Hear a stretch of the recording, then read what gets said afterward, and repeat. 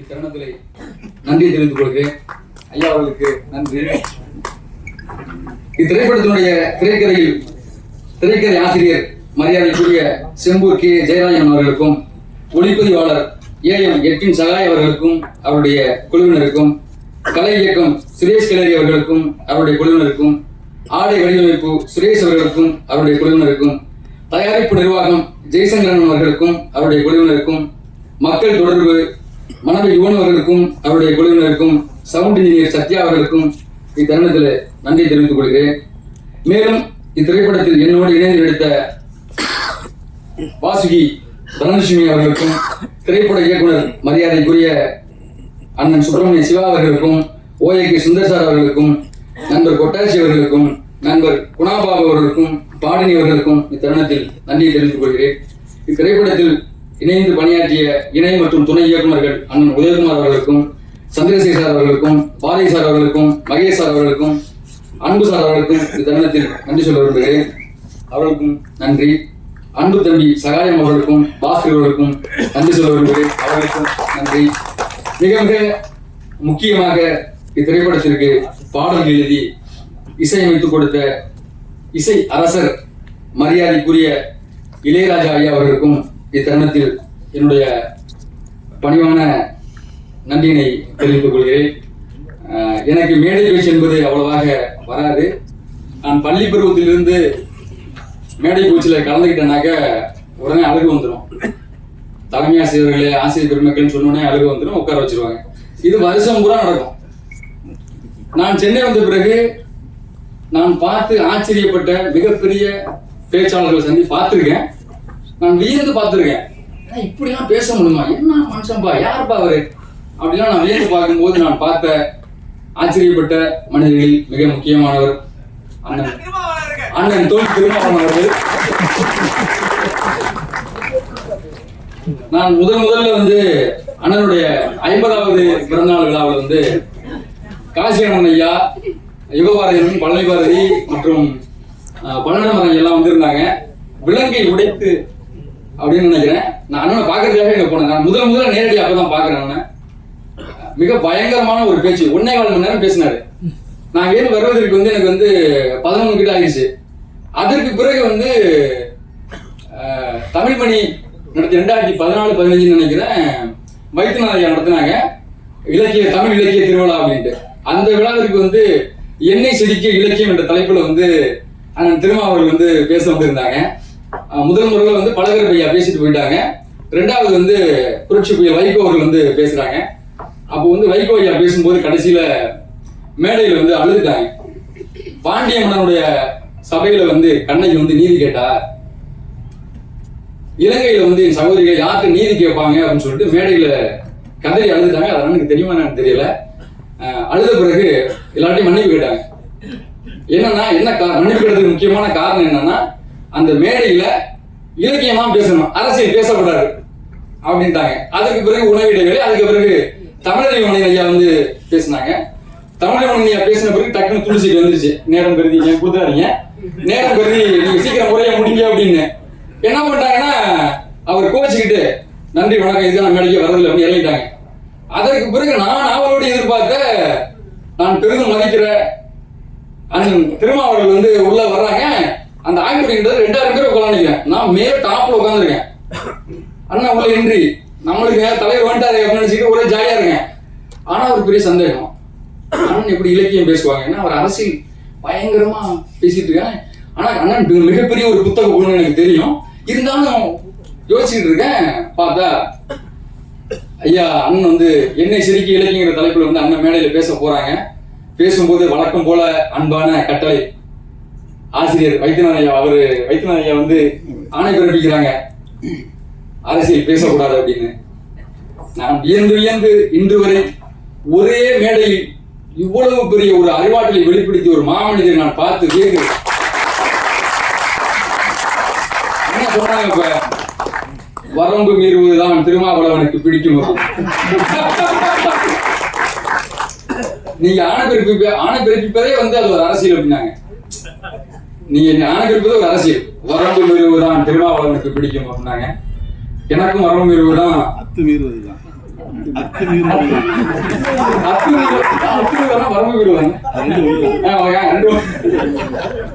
அத்துமீறுவதுதான் திருமாவளவனுக்கு பிடிக்கும். சரியாக ஞாபகம் இருக்கும் பட்சத்தில் சாரி இல்ல, அத்துங்கிறது வடமொழி, வரம்புங்கிறது தமிழ். வரம்பு மீறுவதுதான். நான் ஏன் போய்கிட்டே போறேன். வரம்பு மீறுவதுதான் திருமாவளவனுக்கு பிடிக்கும்னாங்க. அரங்கமே அதிர்ந்துருச்சு பயங்கரமா. எனக்கும் வரம்பு மீறுவது ரொம்ப பிடிக்கும். இருந்தாலும் நான் பயணிக்கின்ற பாதை வேறு. நான் பயணிக்கிற பாதை வந்து பணிவு, அண்ணன் பயணிக்கிற பாதை வந்து துணிவு. ஏன்னா தன்னைத்தான் காக்கின் சின்னங்காக்கா காவாக்கால் தன்னையே கொள்ளும் சினம். நான் வந்து சின்னத்தை ஓரந்தள்ளிட்டு ரொம்ப பணிவா பயணிக்கிறாள். அண்ணன் வந்து அப்படி இல்லை. உறுப்பமைந்து ஊர் அஞ்சா வெளிப்படை வேந்தன் வெறுக்கையில் எல்லாம் தலை அப்படின்னு படைமாட்சியில குறிப்பிட்டது போல அண்ணன் வந்து கம்பீரமா பயணிக்கக்கூடியவர். இந்த தருணத்துல நான் மிகப்பெரிய ஆச்சரியப்பட்டு பார்த்து வியந்து பார்த்த ஒரு அரசியல் தலைவர், மிகப்பெரிய ஒரு மேடை பேச்சாளர். நான் பொழுதுபோற நேரத்தெல்லாம் வந்து பார்லிமெண்ட்ல அண்ணன் பேசுறத கேட்டே இருப்பேன். மிகச்சிறந்த எனக்கு அண்ணன் இல்லை. அதே போல வந்து இதெல்லாம் சந்திச்ச மிகப்பெரிய பெருமையா நினைக்கிறேன். அதற்கு பிறகு வந்து கூத்துப்பட்டியின் சார்பாக காண்டவன தகனம் என்ற ஒரு நாடகத்தை நாங்க அரங்கேற்றம் பண்ணோம். அப்போ அண்ணாவோட தலைமையில மகேந்திரன் ஐயாவும் இருக்கும் பொழுது அண்ணாவுடைய தலைமை அலுவலகத்துல வந்து இந்த நாடகத்தை நாங்கள் வந்து அரங்கேற்றம் பண்ணோம். கிட்டத்தட்ட அண்ணன் 9-10 ஆயிடுச்சு. அதுவரை வந்து அண்ணன் வந்து இந்த நாடகத்தை பார்த்து கண்டுபிடிச்சு நடிகர்கள்லாம் மரியாதை செஞ்சு இரவு நாங்கள் ஏதோ சாப்பிட்டுக்கிட்டு இருந்தோம் உட்காந்து. அப்போ வந்து டிஸ்டர்ப் பண்ண வந்தாங்க. ஒரு 2 மணி நேரத்தில் கிளம்பிடுவாங்க, நடிகர் தொந்தரவு பண்ணாத அப்படின்னு சொல்லிட்டு அவ்வளோ ஃப்ரீடம் கொடுத்து அந்த அலுவலகத்தில் வந்து நாடகத்தை நாங்கள் பண்றதுக்கு ஒத்துக்கிட்டாங்க. அந்த நாடகம் குறித்து நீண்ட உரை பேசினாங்க. அதற்கு பிறகு நான் அண்ணனை இந்த தினத்தில் சந்திப்பது பெரும் மகிழ்ச்சியாக கருதுகிறேன். தமிழின் பெருமிகு அடையாளமான இத்திருக்குறள் திரைப்படத்தை உலகம் பூராவும் கொண்டு சேர்க்க வேண்டிய பொறுப்பு ஊடகத்துறை, பத்திரிகைத்துறை நண்பர்களுக்கு மட்டுமல்லாது இங்கே வருகை இருக்கக்கூடிய உங்கள் அத்துணை பேருக்கும் இருக்குது. அதை நீங்க கண்டிப்பா இந்த படத்தை உலகம் பூரா கொண்டு சேர்ப்பீங்கன்னா உங்களை அன்போடும் பணியோடும் கேட்டுக்கொள்கிறேன். எனக்கு இவ்வளவு பெரிய வாய்ப்பு யாருக்குமே கிடைக்காத வாய்ப்பு அப்படின்னு சொல்லணும். உண்மையிலே கிட்டத்தட்ட ஐயா வந்து ஒரு 10-12 பேரை தேர்வு செஞ்சிருக்காங்க. அதுக்கு பிறகு என்ன தேர்வு செய்யும் போது கலை இது சாதாரண விஷயம் இல்லை, புலாலுண்ணாமை கல்லுண்ணாமை எழுதியிருக்காங்க. அதனால நீங்க அதை ஃபாலோ பண்ணுங்க அப்படின்னாங்க. இன்று வரை நான் இந்த படத்திற்காக விரதம் இருக்கிறேன். அது எனக்கு ரொம்ப இந்த வாய்ப்பை கொடுத்தது வந்து இதன் மூலமா அகரமுதலை எழுத்தெல்லாம் ஆதிபகவன் முதற்றை உலகம் தொடங்கி கடைசி பொருள் வரைக்கும் படிக்கிறதுக்கு ஒரு வாய்ப்பு கிடைச்சது. நான் பள்ளிக்கூடத்தில் சரியா படிக்கல. இவ்வளவு பெரிய வாய்ப்பை கொடுத்த மரியாதைக்குரிய இயக்குனர் ஐயா ஏஜே பாலகிருஷ்ணன் அவர்களுக்கு மீண்டும் ஒரு முறை நன்றி சொல்லி விடைபெறுகிறேன். உலகை தமிழா உயர்த்திடுவோம், அகல முதலை எழுத்தெல்லாம் ஆதி பகவன் முதற்றே உலக அன்னையும் தந்தையும் ஆசானும் முன்னை தெய்வம் ஆலயம் தொழுவது சாலம் நன்று யாரும் ஊரே யாரும் ஊரே யாவரும் கேளி.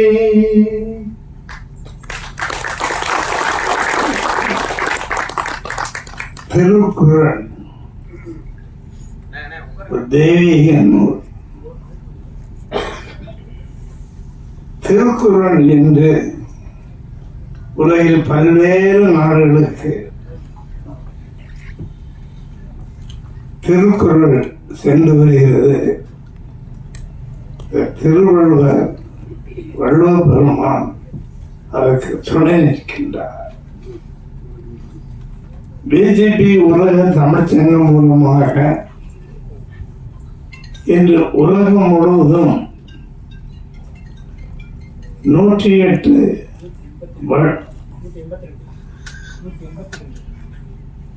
187 வள்ளுவர் சிலையை நாங்கள் இதுவரை அனுப்பிக்கின்றோம்.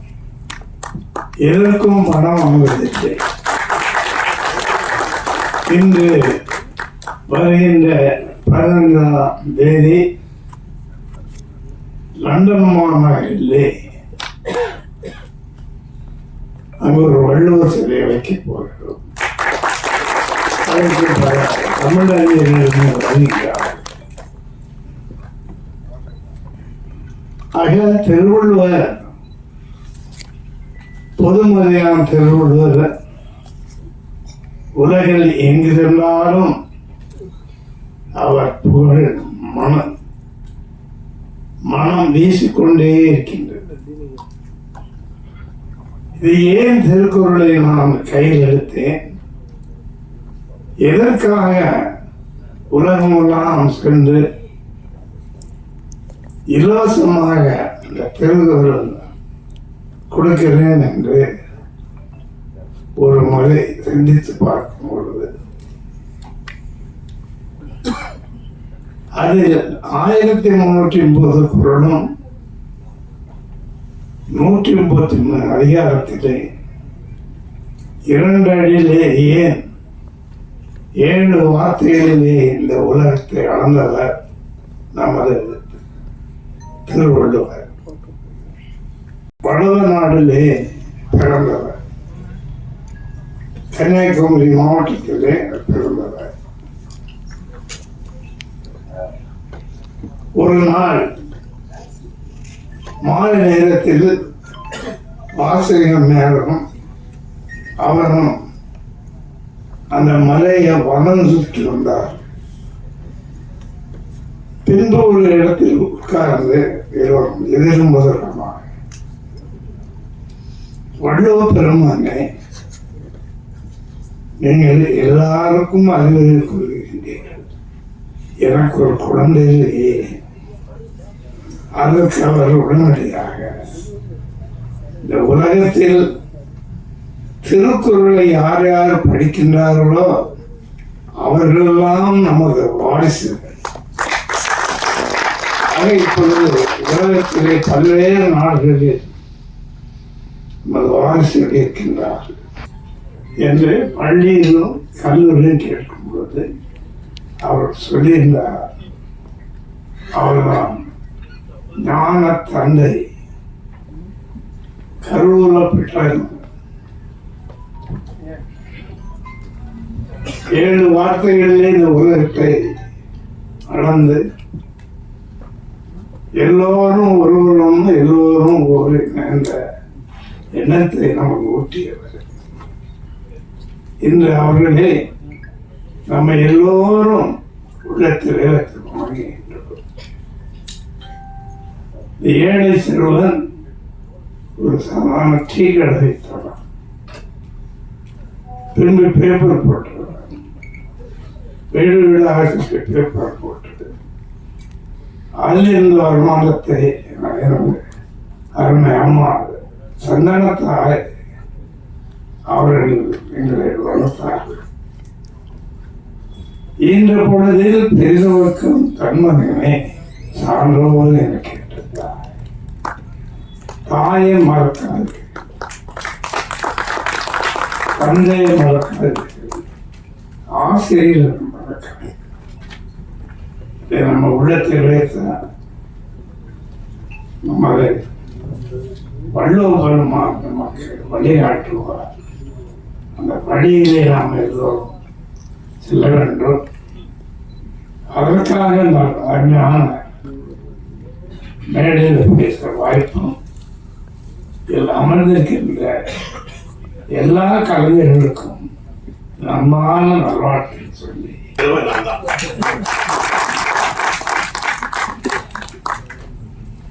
அந்த வாய்ப்பை சகோதரர் பாலிசி செய்திருக்கிறார்னா நான் அவருக்கு ரொம்ப நன்றிப்பட்டு என் பேர் அவரை தட்டிட்டு போயிட்டேன். நான் படம் பண்ணிட்டு இருக்கும்போது கலைஞர் அவர்கள் குரலோவியத்தை நீதான் எடுக்கணும்னு சொல்லி என்னை கூப்பிட்டு சொன்னார். ஏன்னா திருவள்ளுவர் கலைக்கூடம் அவர் சொல்லும் போதே சொன்னார், நான் தான் திருவள்ளுவரை விடாம சொல்லிட்டு இருக்கிறேன், அதுக்கு அடுத்து பாலச்சந்தர் சொல்லிட்டு இருக்காரு, அப்புறம் நீ, அதனால எங்களுடைய குரலோவியத்தை நீ எடுக்கணும் அப்படின்னாரு. அப்ப என்னன்னா எனக்கு சினிமால ரொம்ப பீக்கல் இருக்கேன், அதாவது பூஜை போட்டாவே கோடி கோடி எடுக்கிறோம்.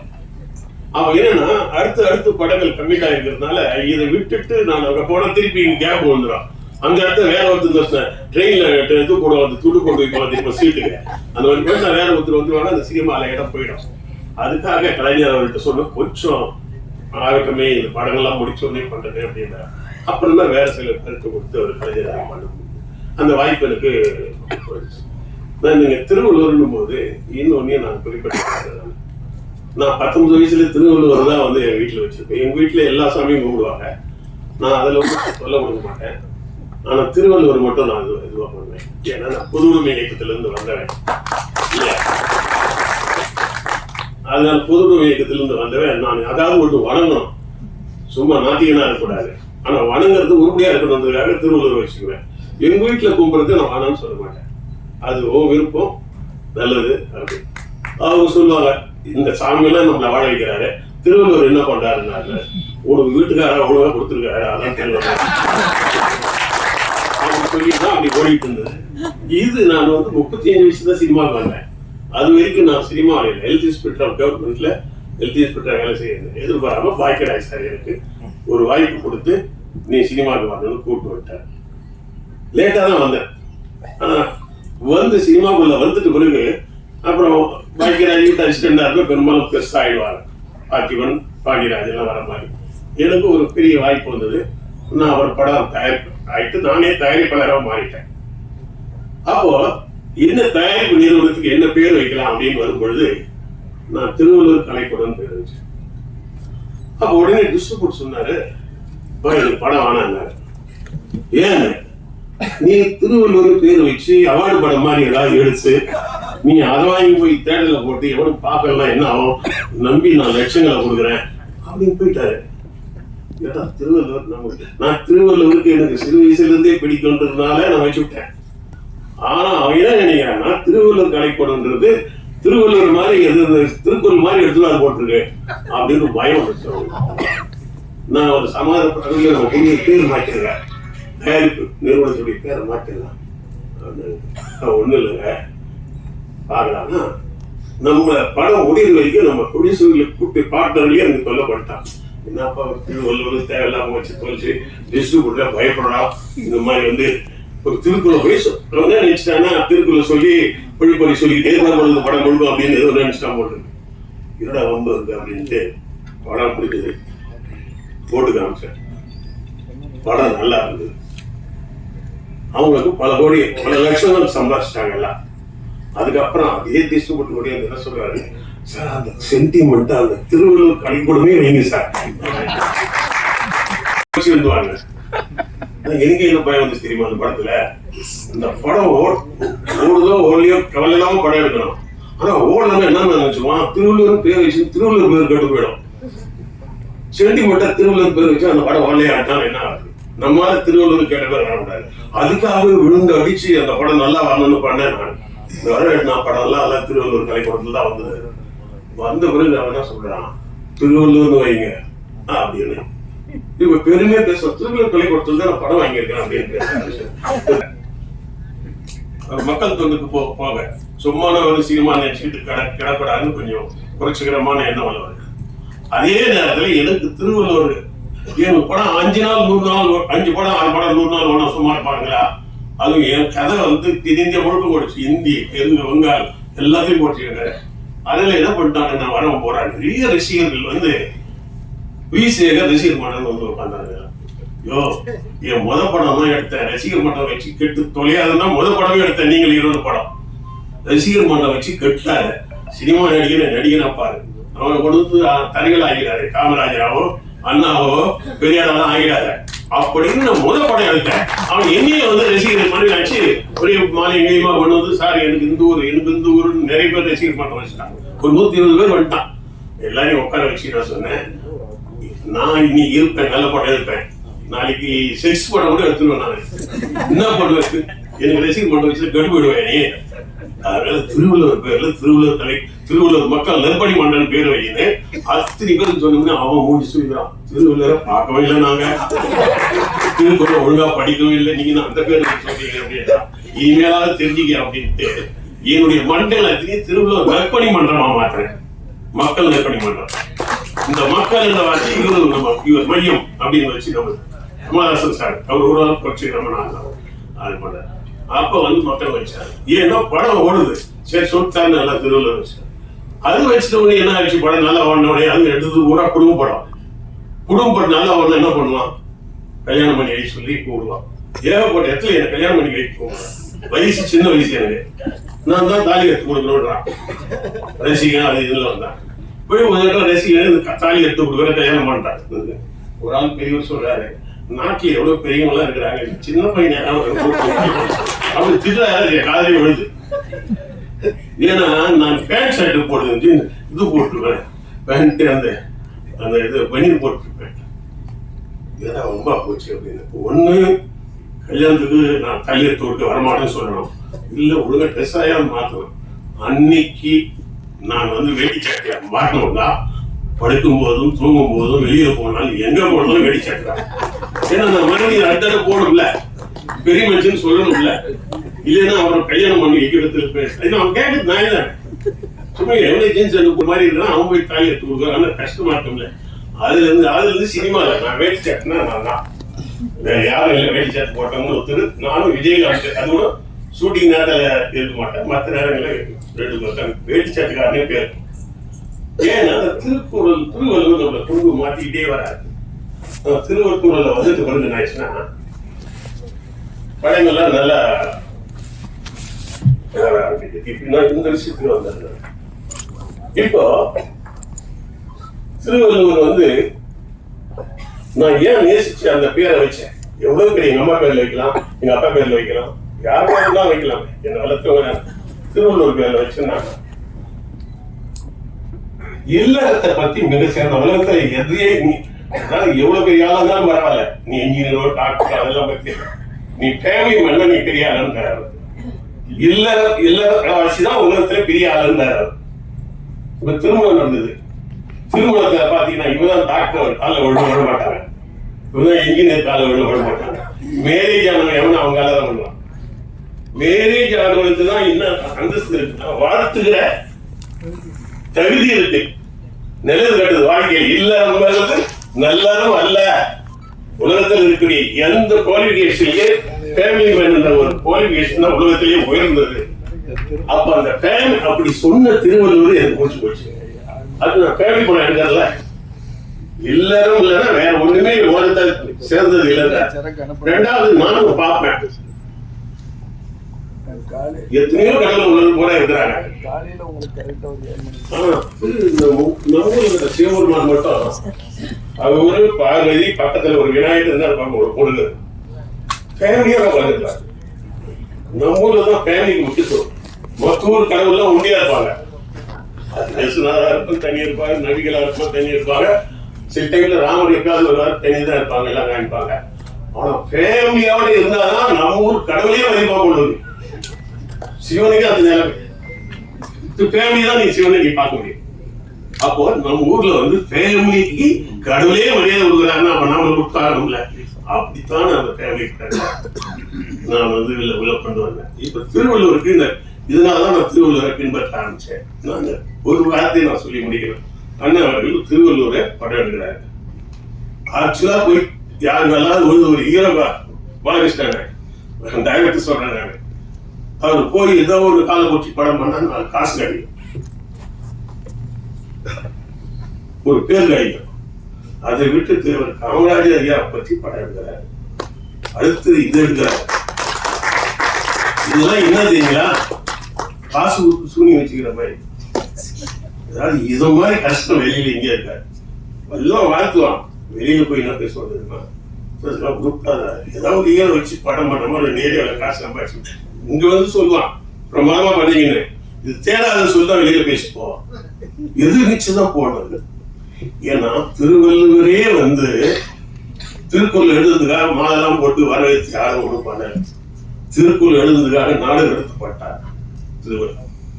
திருக்குறள் எழுதுறதுக்காக சேர சோழ மன்னர்கள் 3 பேருமே அவர் வந்து கைவிட்டாங்க. பிறப்பு ஒக்கும் பிறப்புல எல்லாரும் சமம்னு சொல்லி பறிச்சுட்டாரு அவரு. அது ஒரே காரணம் அடிச்சு வைத்தாங்க. அப்புறம் ஒரு சோழ மன்னன் கூப்பிட்டு திருவள்ளுவரை பா உன் திருக்குறள் நான் அரங்கேற்றேன், செய்வோம் சிறந்ததுன்னு எடுத்து அப்படின்னாரு. ஒருத்தர் வைணவம் சிறந்ததுன்னு எழுதினாரு. கடவுள் வார்த்தை விட வைணவ சைவம் ஒரு குறிப்பிட்ட மதத்தை நான் சொல்ல மாட்டேன். சொன்னா நீங்க சண்டை போட்டீங்க வைணவ சைவம், பின்னாடி என் திருக்குறள் வந்தா உடச்சுவீங்க. அதனால மத அடையாளமே இதில் இருக்கக்கூடாதுன்னு சொல்லி 2000 வருஷத்துக்கு முன்னாடி மத அடையாளம் அந்த 2 குரலை மாற்றிருந்தாலும் சோழ மன்னரே நிறைவேற்றிருப்பார். மாற்ற மாட்டேன். சரி என்னையாவது புகழ்ந்து எழுதியாரியோ கடவுளே புகழ்ந்து எழுத மாட்டேன்னா அவர் ஒண்ணு எங்கே புகழ்ந்து வேலையை பாருங்க. அப்படியே அவருக்கு வந்து திருவள்ளூர் மாவட்டம் ஆண்டார் திருவள்ளுவர். திருவள்ளூர் மாவட்டம் வந்து ஆண்டவர், பொருளூர் கன்னியாகுமரி. அவர் நாட்டுப்படியும் துவக்கி விட்டாங்க. அவர் போய் தலைமறை வாழ்ந்து இது பெருமையா இது பண்ணுவாங்க தெரியடிக்கிறதுக்கு. அதுல வந்து தலைமறை வாழ்க்கை வாழ்ந்து இந்தியாவுக்கே போய் இலங்கையில ரொம்ப நாள் வாழ்ந்த ஏரோதசிங்கன் காலத்துல வாழ்ந்து அங்க போய் அப்புறம் அரசியல் மாற்றம் வந்த பிறகு மதுரையில வந்து சமண மத ஆட்சிக்கு வருது. அவங்க வந்து கொஞ்சம் சாதி இதெல்லாம் இல்லாதவங்க, மத பற்றெல்லாம் இல்லாதவங்க வந்து அப்புறம் திருக்குறள் அரங்கேற்றாரு.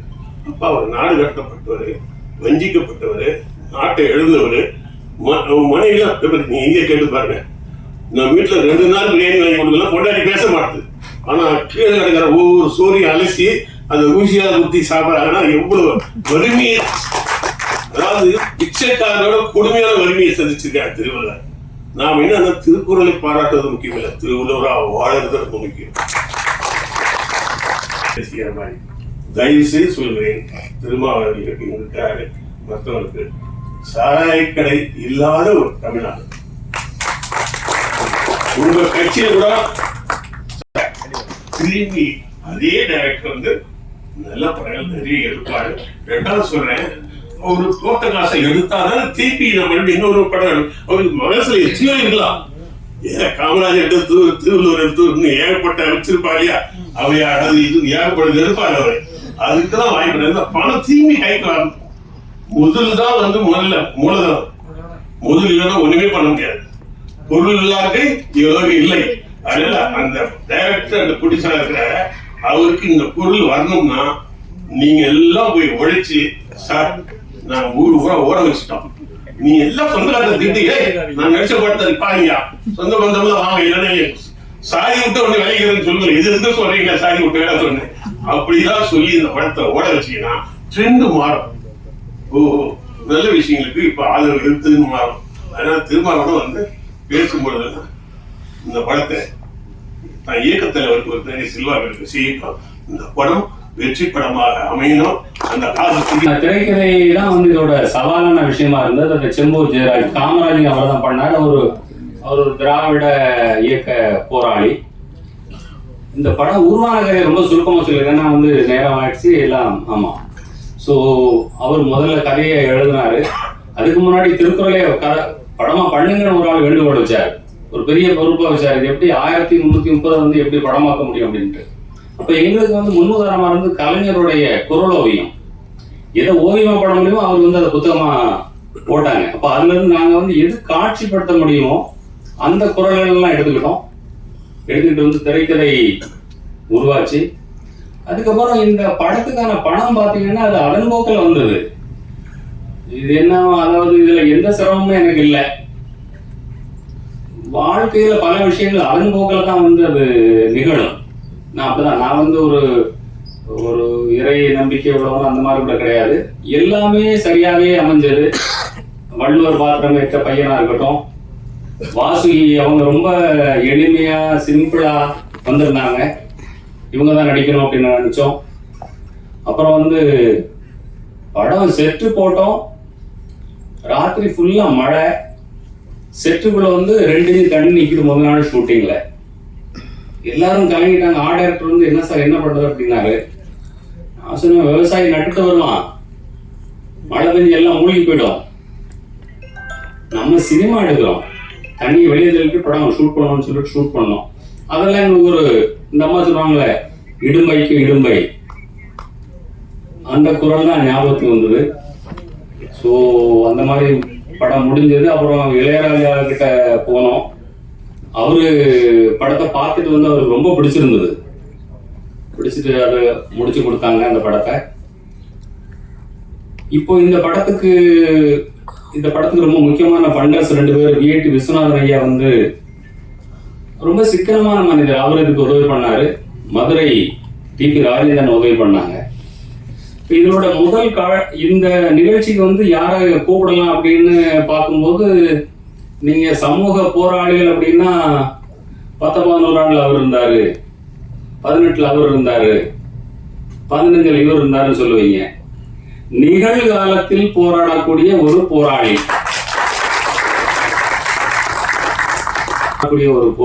ஜெயமோகன் எழுதியிருந்தார். தருமபுரி மாவட்டத்துல வந்து எவனாவது வந்து அழுக்கு வச்சு கட்டி போனா ராத்திரி போலீஸ் கொண்டு வச்சிருவாங்க. திருமாவளவன் வந்ததுக்கு அப்புறம் அந்த கைதுகள் குறைந்தன. அவர் செல்ல வேண்டிய உயரம் வந்து இன்னும் அதிகமா இருக்கு. சொல்ல போனா அவர் வரும்போது காமராஜர் ஆட்சியின் ஒரு பகுதியை கட்டாயம் தமிழகத்துக்கு தருவார் என்ற நம்பிக்கை எனக்கு இருக்கிறது. அதனால அவரை கூப்பிடணும்னு நான் மனப்பூர்வம். அவர் கூட எனக்கு பெரிய அறிமுகம். மூக்கநாரையா அலுவலகத்துக்கு வருவாங்க அவங்க வளர்ந்து வர்ற காலத்துல. அப்பவே அவர் மிக அறம் சார்ந்த ஒரு மனிதர், படிப்பாளி. நான் பேச வேண்டியது நம்ம படத்தோட ஹீரோ பேசிட்டாரு. அதனால எனக்கு ஒரு பாயிண்ட் தான் மிச்சம் இருந்தது. அதனால அவர் கூப்பிட்ட உடனே எந்த மறுப்பு தயக்கம் எதுவுமே காட்டல. அவர் வந்தாங்க. மற்றும் வந்திருக்கிற அனைவருக்கும் எனது நன்றி.